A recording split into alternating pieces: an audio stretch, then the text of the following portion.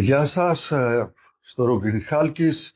Σήμερα έχουμε κοντά μας τον Γιάννη Διακομόπουλο να συζητήσουμε για την μπάντα που δημιουργήσαν μαζί με άλλους Χαλκιδαίους στις αρχές της δεκαετίας του 1990. Γιάννη, ευχαριστούμε πάρα πολύ. Εγώ ευχαριστώ, παιδιά, για την αποδοχή της πρόσκλησής μας. Είναι μεγάλη μου χαρά. Το ίδιο και για μας. Μπορείς να θυμηθείς τις συνθήκες κάτω από τις οποίες δημιουργήθηκε η μπάντα σας, πώς λεγόταν? Λοιπόν, λεγόμασταν γνωστοί άγνωστοι, μη έχοντας κάποια καλύτερη ιδέα για όνομα τότε. Ξεκινήσαμε να παίζουμε μαζί γύρω στο 1992. Είχαμε κάνει κάποια ξεκινήματα μαζί με τον Σταύρο, τον ντράμερ και διάφορους που πέρναγαν εκεί για άλλους για κιθάρα, άλλους για μπάσο, αλλά ως μπάντα νομίζω πρέπει να βγήκαμε το 1993. Όπου είχαμε φτιάξει ένα τρίο και παίζαμε αυτά που μας άρεσαν. Αυτός ήταν ο όρος. Δηλαδή, μου αρέσει το τάδε του Σαββόπουλου. Ωραία, θα το πάρουμε, θα το διασκευάσουμε. Δεν θα το παίξουμε όπως δεν προσπαθούσαμε δηλαδή, να μιμηθούμε αυτό που ακούγαμε στους δίσκους. Και το ροκεύαμε γενικώς. Γιατί και ως τρίο με ένα Marshall τώρα ενισχυθεί και αυτά, δεν είχαμε και πολλές επιλογές τι να κάνουμε, δεν είχαμε και πλήκτρα. Παίζαμε διάφορα ελληνικά, παίζαμε διάφορα ξένα, δηλαδή παίζαμε και Hendrix, παίζαμε και Πανούση, παίζαμε και δικά μας. Και εντάξει, ήταν μια πολύ ωραία εποχή, δηλαδή τα θυμάμαι με πάρα πολύ χαρά και νιώθω πολύ δεμένος και με τα παιδιά. Ακόμα έχουμε επαφή με τα παιδιά που παίζαμε μαζί τότε.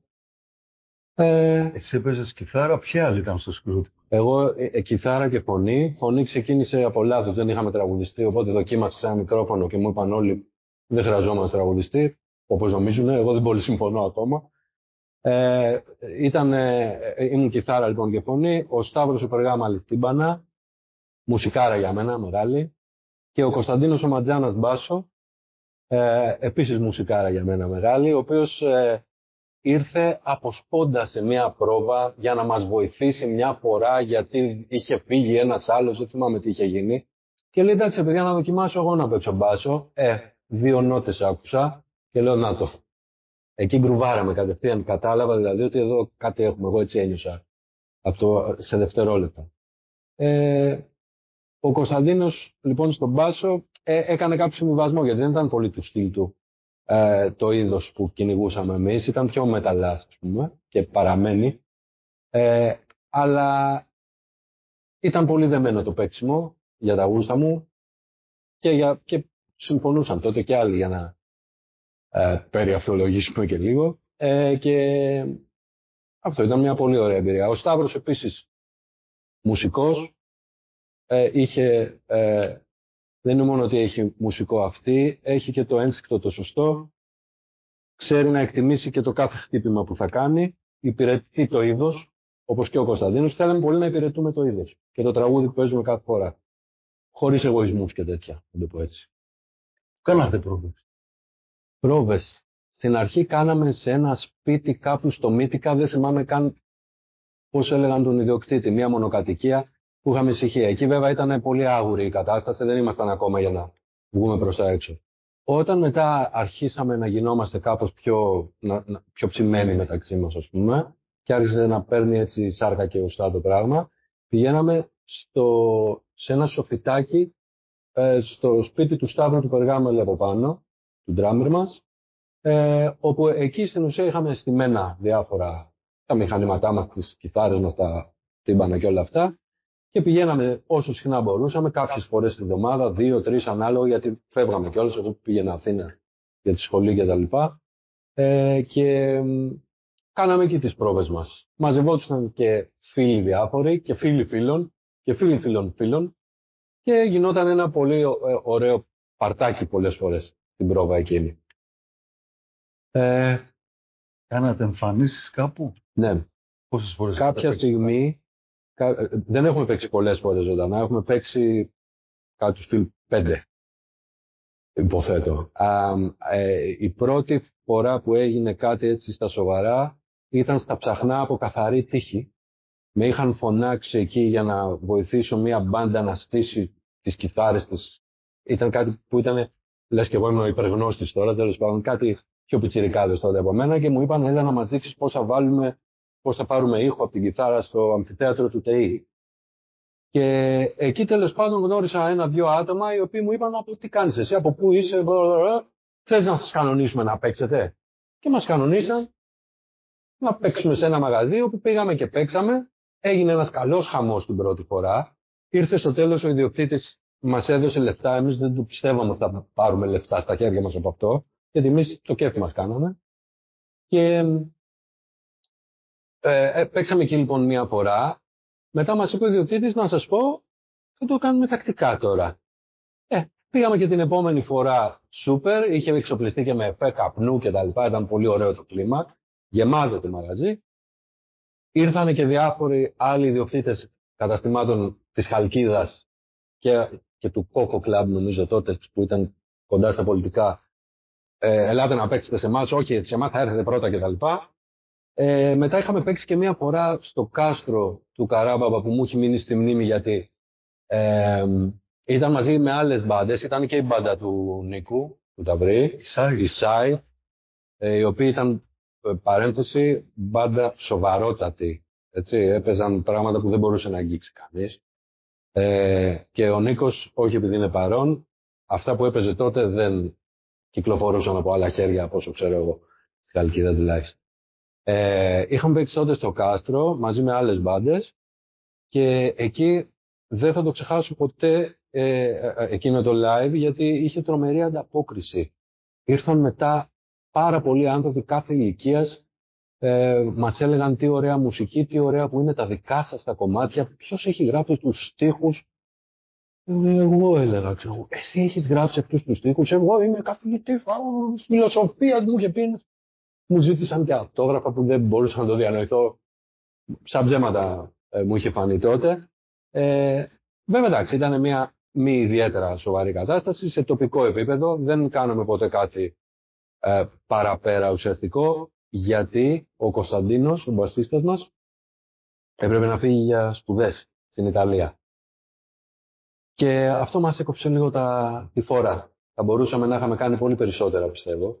Άρα δεν μείνατε μόνο σε διασκευές κομματιών. Όχι, παίζαμε και δικά μας. Είχαμε ένα setlist, ας πούμε, με 30, δεν θυμάμαι πόσα κομμάτια. 5, 8 ήταν δικά μας. Τα οποία τα είχαμε βγάλει μαζί ως μπάντα. Ας πούμε, είχα εγώ τους συνήθως ως αυτός που έπαιζε το πιο μελωδικό όργανο, την κιθάρα και τραγουδιστής. Είχα την κεντρική ιδέα, το κεντρικό ρίφ, το κεντρικό σχήμα, ας πούμε, το κιθαριστικό. Έγραφα και στιχάκια και το στείναμε. Έστεινα εγώ ένα βασικό κορμό στο κεφάλι μου και μετά πήγαινα στα παιδιά και το κάναμε κομμάτι, με αρχή, μέση, τέλος κτλ. Και άρεσαν. Δεν το περίμενα τόσο. Ήταν πολύ ωραία. Έχετε ηχογραφήσεις κρατήσει από την εποχή? Δεν έχουμε κρατήσει τίποτα. Ίσως έχει ο Κωνσταντίνος ένα VHS παλιό, το οποίο το ψάχνει. Θα το βρούμε, ελπίζω, κάποια στιγμή, να το ψηφιοποιήσουμε για να το έχουμε. Αν σε ρωτήσω σήμερα τι ήταν αυτό που σε έκανε να βγεις στη σκηνή, να δημιουργήσεις και με άλλους ένα γκρουπ, τι θα μου έλεγες ότι ήταν αυτό, τι σε όθησε να το κάνεις? Σε όθησε κάποιο συγκρότημα από την πόλη μας, ένας δίσκος που άκουσες και λες βγαίνω? Όχι συγκρότημα από την πόλη, γιατί δεν υπήρχαν πολλά. Αλλά δεν ξέρω καν αν υπήρχαν, ας πούμε, οι site όταν εγώ ξεκίνησα να το θέλω αυτό. Η μουσική που άκουγα. Ένιωθα ότι μπορώ κι εγώ και θέλω κι εγώ. Κάπως έτσι. Αυτό είναι το πρώτο πράγμα που μου έρχεται να σου πω. Και ήθελα πάρα πολύ να το κάνω. Μου άρεσε πάρα πολύ η ιδέα. Ήμουν πάντα διστακτικός. Είμαι ακόμα. Είχα πάντα αυτό το stage fright αυτή τη συστολή πάνω στη σκηνή, ας πούμε. Αλλά παράλληλα μου άρεσε και πάρα πολύ. Νιώθω ότι ένα κομμάτι μου δηλαδή είναι για εκεί. Παρακολουθείς τη μουσική σκηνή στη Χαλκίδα? Ξέρεις σήμερα αν υπάρχουν ροκ συγκροτήματα στην πόλη μας? Όχι, δυστυχώς δεν πολύ ξέρω. Είχα γνωρίσει ένα παιδί που τον ήξερε και ο Νίκος στο Στάθη και μου είχε πει ότι ηχογραφούν. Όχι εσένα το Στάθη. Ηχογραφούν διάφορα πράγματα. Μετά τον είχα πετύχει κι αλλού το Στάθη και πιάσαμε κουβέντα και μου είπε ότι έφτιαξαν ένα άλμπουμ κτλ. Αλλά δεν έχω ιδιαίτερη επαφή. Ούτε με τους μουσικούς πια έχω ιδιαίτερη επαφή, αν και θα το ήθελα πολύ. Είναι λίγο κρυφός με πόθος. Δηλαδή, παιδιά με τα οποία έχω χάσει επαφή, θα ήθελα να έχουμε μια κουβέντα, θα ήθελα να ξαναφτιάξω την μπάντα, θα ήθελα να ξαναπαίξουμε. Εγώ δεν έχω παρατήσει ποτέ. Δεν σταματάω. Δεν ξέρω αν είμαι καλός, ξέρω ότι είμαι καλύτερος από ποτέ. Δεν σταματάω. Διαλυματάκια έχω κάνει για τα οποία μετανιώνω, αλλά ήταν διαλύματα, δεν έκανα παύση μεγάλη ποτέ. Και οπότε, αν βρεθεί κάποιος μπασίστας διαθέσιμος για αρχή, θα χαρώ πολύ. Και θέλει να του αρέσει η ιδέα να παίξει rock, blues, funk, jazz blues, jazz funk και όλα τα γύρω-γύρω. Κάπως έτσι. Για τη μουσική σκηνή στην Χαλκίδα, όπως την έζησες τότε, τι έχεις να πεις? Από ό,τι κατάλαβα, είχες μείνει ενθουσιασμένος από την ανταπόκριση του κόσμου στις συναυλίες. Ναι. Μου άρεσε πολύ το ότι υπήρχε πρεμούρα από κάθε πλευρά και από τις μπάντες της τότε και εμάς και τους Side και τους Asphyx με τον Δημήτρη το Λαλέο και εκείνα τα παιδιά το ζούσανε, ας πούμε. Όλοι το ζούσαμε, μας άρεσε πολύ.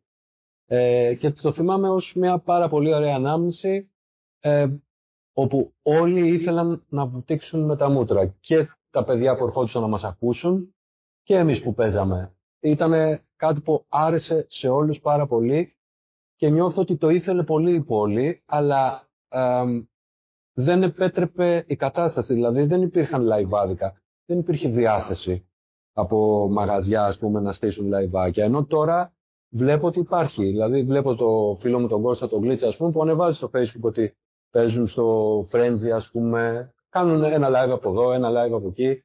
Πράγμα το οποίο είναι πολύ ενθαρρυντικό. Μου αρέσει πάρα πολύ εμένα ως ιδέα. Αυτό είναι κάπως σαν παράπονο. Δηλαδή, δεν υπήρχε, ας το πούμε, η λαχτάρα και η θέληση και από τους ιδιοκτήτες χώρων, να το πω έτσι. Από πιθανούς διοργανωτές. Από δημοτική αρχή, η οποία, ξέρω εγώ, δεν είπε υπάρχουν κάποιες rock μπάντες, ας πούμε, γιατί δεν κάνουμε ένα φεστιβαλάκι, κάτι τέτοιο. Δεν θυμάμαι να έγινε. Αν έγινε ποτέ κάτι τέτοιο και δεν το θυμάμαι εγώ, ζητάω συγγνώμη, αλλά νομίζω θα το θυμόμουν. Γιάννη, κλείνοντας αυτή τη συζήτησή μας, έχεις δώσει ήδη ένα μήνυμα ότι είσαι διαθέσιμος για κάτι. Πολύ. Στο άμεσο μέλλον, μάλιστα. Το Σάββατο. Ξεκινάμε, όποιος θέλει. Έχεις κάτι να πεις στις νέες μπάντες που ξεκινάνε τώρα, μια πορεία τους? Έχω. Ήμουν από τους τυχερούς και μεγάλωσα χωρίς ίντερνετ, κινητό και YouTube. Έψισα πάρα πολύ το αυτί μου για να μάθω μουσική. Είχα βινίλιο και κράταγα να δουλεύει πιο αργά για να πιάσω τις νότες από το σόλο. Αυτό που θα πρότεινα σε αυτούς που θέλουν να γίνουν μουσικοί είναι να μην μασάνε από την ευκολία που παρουσιάζεται μέσω του YouTube που σου δείχνει νότα-νότα πώς θα τα παίξεις όλα και με τα μπλατούρα από κάτω. Δεν θα γίνεις μουσικός, θα γίνεις εκτελεστής κομματιών άλλων. Αλλά αυτοσχεδιαστής σωστός δεν θα γίνεις. Δεν θα γίνει γλώσσα. Δεν θα είναι γλώσσα για σένα η μουσική, δεν θα είναι έκφραση, θα είναι αναπαραγωγή παπαγαλίστικη φράσεων άλλων. Οπότε, άκου μαζί με το Spotify και προσπάθησε να βγάλεις το σόλο, να βρεις σε τι τόνο είναι το κομμάτι και θα ανταμευτείς πάρα πολύ. Δεν είναι τυχαίο, ίσως ακουστεί λίγο ψωνίστικο, αλλά θα το πω γιατί είναι πραγματικότητα. Τους μουσικούς που έχουν μάθει έτσι μουσική, τους ξεχωρίζω στο δίλεπτο. Μη σας πω και πιο νωρίς. Δηλαδή, 3 νότες να παίξει ο άλλος, καταλαβαίνω αν μεγάλωσε, αν τα έχει μάθει μέσα από το YouTube, ας πούμε. Είναι θέμα εκφραστικότητας. Χωρίς να θέλω να ακουστώ τόσο ψώνιο όσο ακούστηκα, ίσως. Ελπίζω να μην περάσει έτσι. Γιάννη, ευχαριστούμε πάρα πολύ για τη συζήτηση. Εγώ ευχαριστώ, ήταν μεγάλη μου χαρά.